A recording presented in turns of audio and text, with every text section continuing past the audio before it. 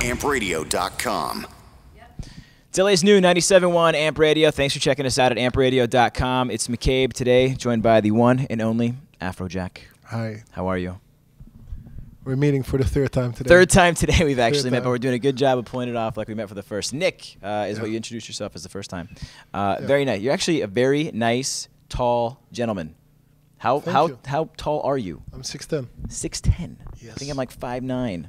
Oh, that's 11 difference. It's I think so. If you weren't being a DJ, would you play basketball or a sport where you can tower over everyone and dominate? I'm really like more of a artistic kind of guy. I just like to create stuff, but I also like to play some basketball. Well, you've been creating for a long time. I mean, since you were a kid, creating music, and where you're at now in your career, I mean, it's huge. Take Over Control has just been massive on the radio. It's personally one of my favorite songs, just in general. Thank you. You know, I know we talked earlier, and you said you knew that was going to be a powerhouse. I didn't know it was going to be a powerhouse, but I did know for sure with the combination of the happiness of the chords, the vocals, and the bleeps. Like, if I didn't do the bleeps, it would have probably been a way bigger hit, because then you wouldn't scare the people in Middle America or Canada with the bleepy stuff. They're like, right. What's that sound? No, but I wanted it to be like the first. There wasn't a track on the radio that had bleeps in it, you know, or like there wasn't hardly any music that had certain drops in it, like a build-up and a drop, and that's what dance music is all about. And I thought, let's try and make a really radio-friendly track, but still with a nice, crazy drop. And it worked, and I was really happy about that. Yeah, I'm stoked for you, and I think artists like you and David Guetta have really opened the doors for a lot of this music to be on, top 40 radio. Yeah, I think mainly David and Will started it, because David and Will was like the first collaboration between pop and dance music. And then after that, there was a whole new era of people that started knowing about dance music, and that's how dance music became way bigger in America over the last couple of years. One thing I've always been curious for a lot of DJs is, do you remember the first club you ever played, and if it was hard, if it was awkward? I mean, were you accepted by the audience? Were you nervous? I've never really been nervous about DJing or about anything in the last 10 years or something, but I do remember that the first time I played in a club that was a 4-hour drive from my house. Okay. And I drove in like a Suzuki Swift, like from a car from 1987, really tiny car. Right. And I drove there with my best friend for 4 hours, and I played, and I played for 5 hours. And the owner of the club paid me $250. Wow. I was happy. Yeah. Like, I thought this guy was a retard or something, you know? Like, you're giving me too much money. You're giving me money for letting me play my favorite music on really loud speakers. And I'm like, that's life. Right. You play your favorite music on big-ass speakers, and you can, like, vibe to the sound, like you create your own dance party. And it's your job. Like, that was my thing, and I was taking pictures and shit. I was happy. And we were both happy. And now I'm sure you don't have a Suzuki anymore. What are you driving now? In Holland, I have it's a European car, it's a German car, the Audi RS6. Okay. And that's nice and spacious. I know you were talking about that. That's a car you can be comfortable. Horsepower. Yeah. And here I drive a Nissan GTR. Okay.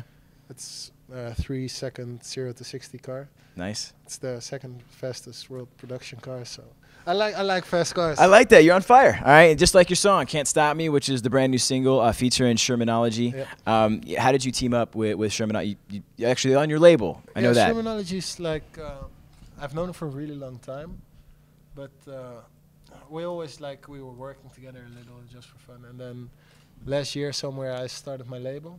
I started my label 3 years ago, but last year I started expanding. Said, you know what? Let's work together. So I signed him to my label, and we did some tracks. And this is actually the first big track we've done, and there are a lot more to come. And it's like the start of a great collaboration. And I think the song itself is, it's like what I tried to do with Take Over Control. Now I tried to do sort of the same thing, only even more poppy, like radio vocals, but still really hooky, so they stay in your head. Right. And not annoying. and then the instrumental is like really, it's powerful, it's big, you know. And I wanted to feel this time. I wanted people not just to like the song and go like dancing, but I really wanted them to feel like they're in a club, like they're experiencing something in those 3 minutes you're gonna hear it on the radio. I just want people to experience something. And you've been staying busy. I mean, you're working with a lot of different people. You said you had just finished up Paris' album. Is it? Yeah. How did it turn out? Is it exactly how you guys wanted it to be? It's. Is it going to be like that dance album as well? No, you have to understand, like, if you do an album for someone like Paris, and I've never did an executive I've never done an executive production project. Okay. And this is my first one. Okay. And I start off with Paris' album, who's famous for other stuff, and everyone thinks, press is talking shit about her, and they say she can sing. I've actually known her now for 6 months. She's like really great and one of my best friends, and she can also sing really well, and she does all her vocals herself, unlike some really big other artists in the whole world that don't do their own lyrics and songs. And it turned out really well, and I'm really proud of it, because it's like, I'm a musician. I want to make all kinds of music, and this was like a combination. Like, you have to imagine a project like Paris. You have to do a lot of thinking about what kind of music you're going to put on there. Right. What's good for her brand, but also what do you want to put in for yourself. Well, I put in a whole lot of myself, and I like a lot of the tracks. And I want to make music I like, and I like every track. There's one track I don't like, but we're not using it. We're not going to, so okay, it's not going to be on there? No. Okay. So we'll find that one online great. somewhere. And my own album, of course, I've been also working on for the last 3 weeks. Yeah, well, you're showing me some of the stuff in the parking lot, and Daft Punk is one of your inspirations. Yeah. That sound is spot on. I mean, I don't. Was there a title for it yet? Even have a name? No, like yesterday I was thinking what I would call it. Like, I want to call it Daft Punk, but I don't know if that's allowed, like, legally to call a track. I'm sure you could call them, call David Guetta to call them, or one of you guys can work it out, make it happen. We would figure that out. But basically, my album is a combination of all my old inspirations and my own sound, and just try to create a whole new style of music. Basically, I want people, when they buy my album, I want them to listen to me, what I feel. Right. Like, only me, and everything I've been through music. So all my inspirations, and that's basically what eventually comes out of me. And that's what I'm putting on the album. So it's going to be only Afrojack music. I'm not making any concessions to go pop or to censor, fuck shit, whatever. Right. I'm not doing this album to make money. I'm making this album because I have a lot of fans, and I want to give those fans something they can be proud of. And I'm gonna do some stuff with like big people, and like we had a whole list of big names. I'm sure like the names are coming at you right now. Chris Brown, for instance, is like one of the names on those lists, and Neo and Pitbull, and they're great musicians, but like there are two different things, you know. You have like songs, and you have dance music. Right. And dance music are like 7-minute long songs.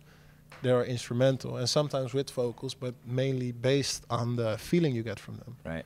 And that's what I have on my own album. But I'm also going to do side projects because I'm a producer, I'm a musician. I also want to make something like Give Me Everything. I like Give Me Everything. I like to hear it on the radio. That's an awesome song. But when I hear a DJ set, I want to hear the 7-minute version of it with a big build-up and stuff. And that's why I try to draw a line in between and do both.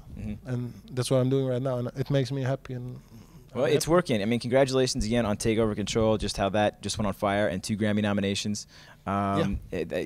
You're set. Look at me now.